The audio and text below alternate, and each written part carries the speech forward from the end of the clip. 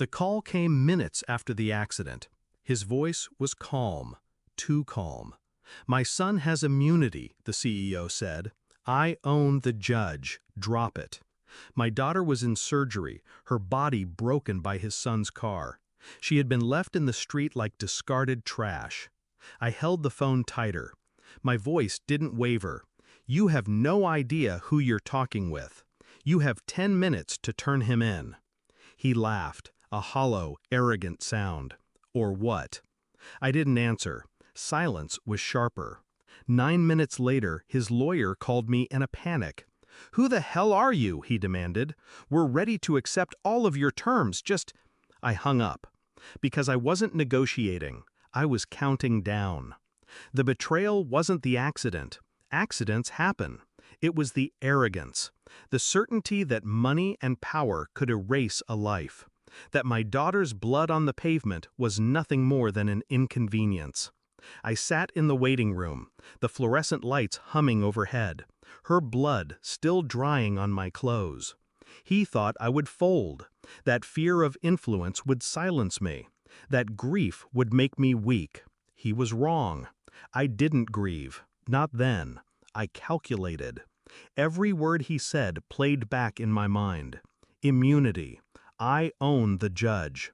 It wasn't confidence, it was confession. He had already revealed his crime, even before his son's. I realized then I wasn't fighting a reckless boy. I was dismantling an empire I began quietly, always quietly. Hospital nights gave me time to dig, time to connect the threads he believed invisible. The judge, his finances, his backroom deals, the charities used as laundries for bribes, the shell companies under his son's name. Every piece of information was a match. Together, they built the fire. His arrogance made it easier. He never expected scrutiny. He thought the world existed to protect him. He left trails, careless and wide. And so I followed. Phone records, travel logs, whispered conversations caught on tape. But I didn't share them, not yet. I waited. Let the silence build around him. Let him feel untouchable a little longer. Rage simmered under my skin, but I kept my face calm. Nurses asked how I stayed composed. I told them I prayed. I didn't pray. I prepared. The file was complete 3 weeks later. Pages upon pages of rot disguised as wealth. I didn't send it to the police. Not yet. I sent it to him. Direct.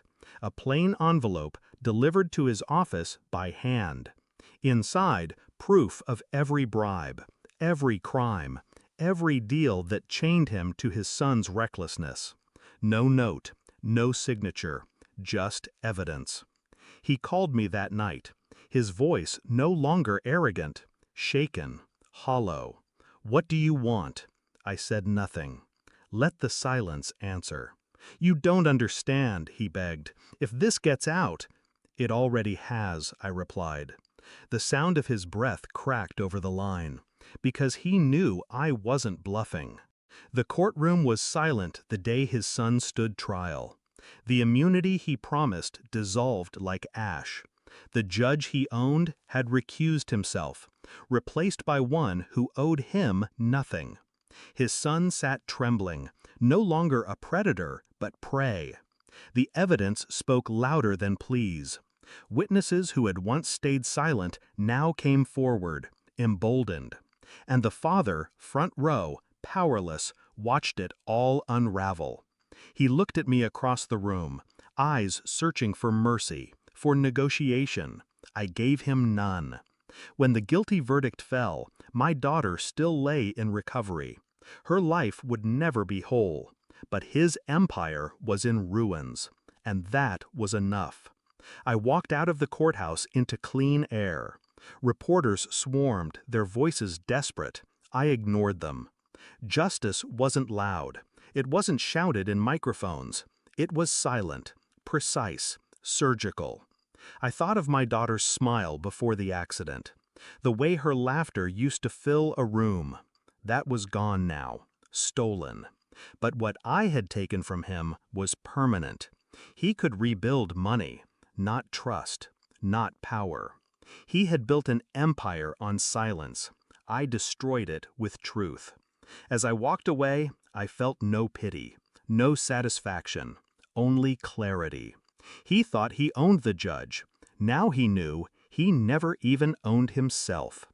In the end, his son wasn't the only one I put on trial. It was his name, his power, his very bloodline. And I left them both guilty. Thanks for watching. Don't forget to like, share, and comment. Subscribe now to Cheating Stories Insight World for more amazing stories.